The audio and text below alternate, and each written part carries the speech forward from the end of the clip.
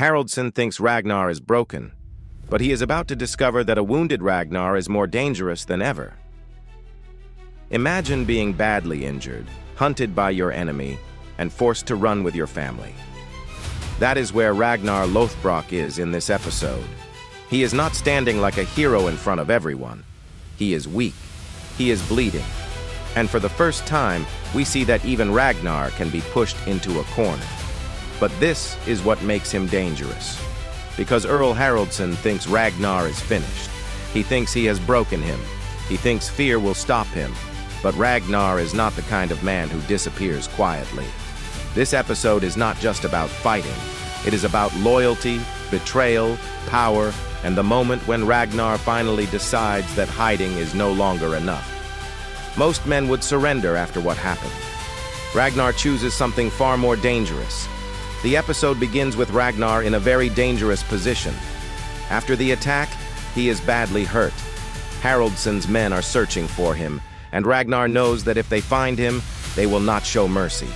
But even in this weak condition, Ragnar is still thinking clearly. He understands that his family is the real target now. Lagertha, Bjorn, Gyda, and Athelstan are all in danger because of him. So Ragnar makes a smart move. He gives Haraldsson's men a chance to chase him while his family gets time to escape. This shows us something important about Ragnar. He is brave, but he is not reckless without reason. He uses danger like a tool. He knows he may die. But if his family survives, then the risk is worth it. And then we get one of the most tense moments of the episode. Ragnar reaches the cliff. Haraldsson's men are close behind him. There is nowhere left to run. And then Ragnar jumps. This moment feels almost impossible. He is already injured, but he still chooses the one path no normal person would take. That is Ragnar's strength. He survives because he is willing to do what others fear. Athelstan was once Ragnar's prisoner. In this episode, he starts becoming something much more important. One of the most interesting parts of this episode is Athelstan. Athelstan is still caught between two worlds. He was taken from England. He does not fully understand the Viking way. He does not think like Ragnar, Lagertha, or Rollo. But slowly, he is becoming part of their world. When Ragnar jumps into the water, Athelstan helps save him. This is a big moment because Athelstan is no longer just watching from the side. He is becoming connected to Ragnar's family. He may not agree with everything they do. He may still fear their gods, their violence, and their way of life. But he has started to care. And that makes his character more interesting.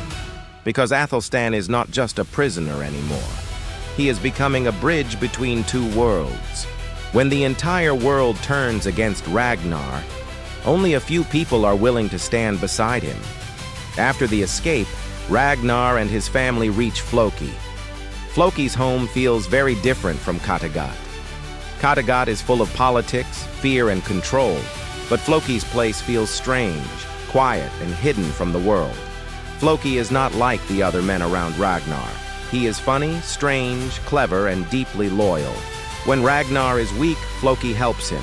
When Ragnar needs a safe place, Floki gives him one. This episode reminds us that Ragnar does not only survive because he is strong, he survives because he has people who believe in him. Lagertha believes in him. Athelstan is starting to believe in him. Floki has always believed in him. And that is something Earl Haraldson does not fully understand. Haraldson has power, but Ragnar has loyalty. That is a very different kind of strength.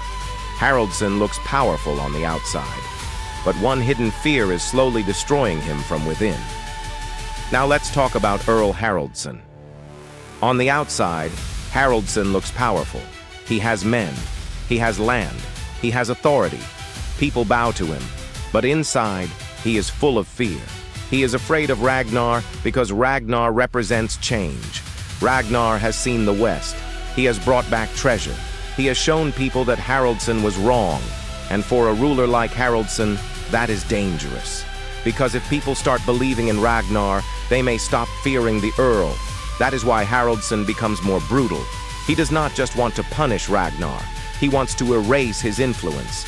But the more he tries to crush Ragnar, the more he proves that Ragnar matters. This is the mistake weak rulers often make. They think fear can protect their power forever. But fear only works until people find someone braver to follow. This episode puts Rollo in an impossible position, and his choice reveals who he truly is. Rollo gets one of the most important moments in this episode. Rollo is a complicated character. He loves Ragnar, but he also envies him. He wants glory. He wants respect. He wants people to see him as more than Ragnar's brother. And Haraldson knows this. That is why Rollo becomes useful to him. Haraldson thinks Rollo might betray Ragnar if the offer is good enough. But Rollo does not give Ragnar up. Even when he is captured and tortured, he stays silent. This is a huge moment for his character, because Rollo may be jealous, he may be angry, he may want more power, but deep down, he is still loyal to his brother, at least for now. And that is what makes Rollo interesting. He is not purely good. He is not purely bad. He is a man fighting with his own pride. Many viewers focus on Ragnar and Haraldson, but Siggy may understand the game better than anyone else.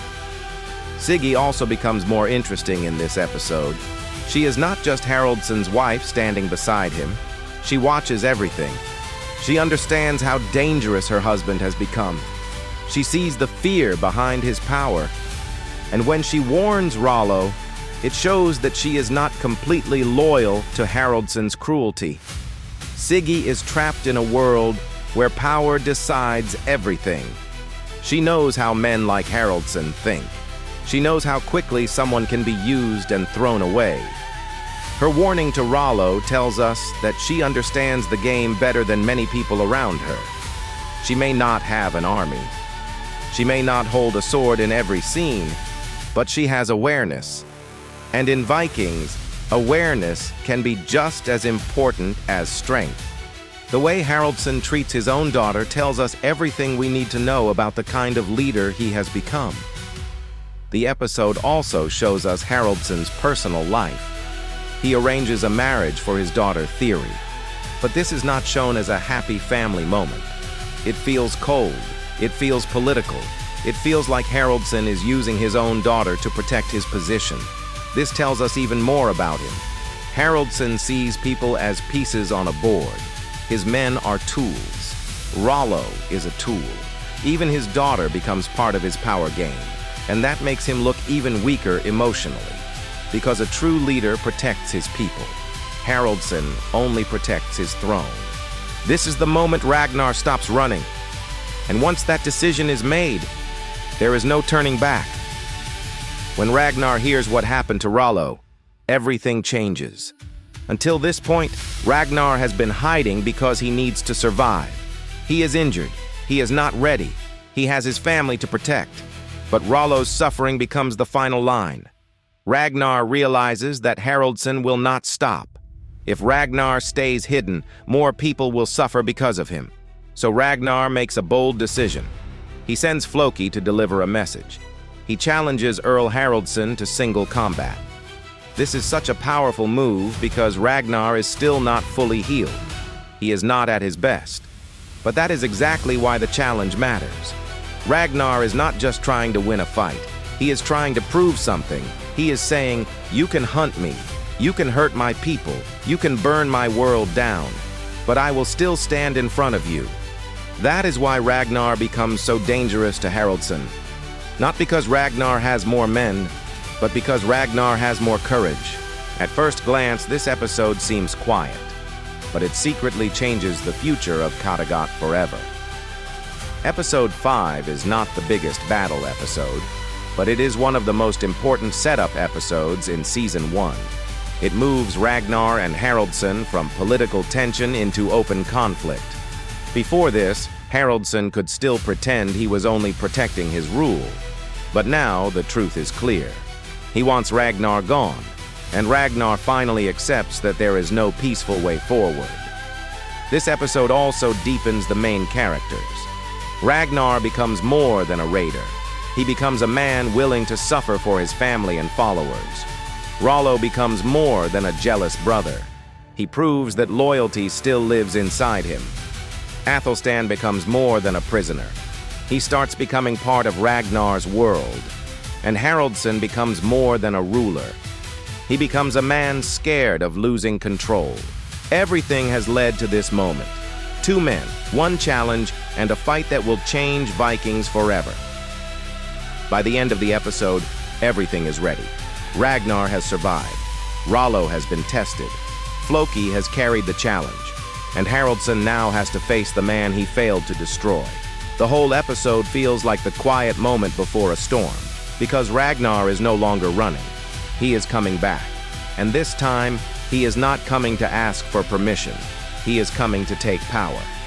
So episode 5 sets the stage perfectly for one of the biggest turning points of season 1. Ragnar versus Earl Haraldson is no longer just a rivalry. Now it is a fight for the future of Kattegat.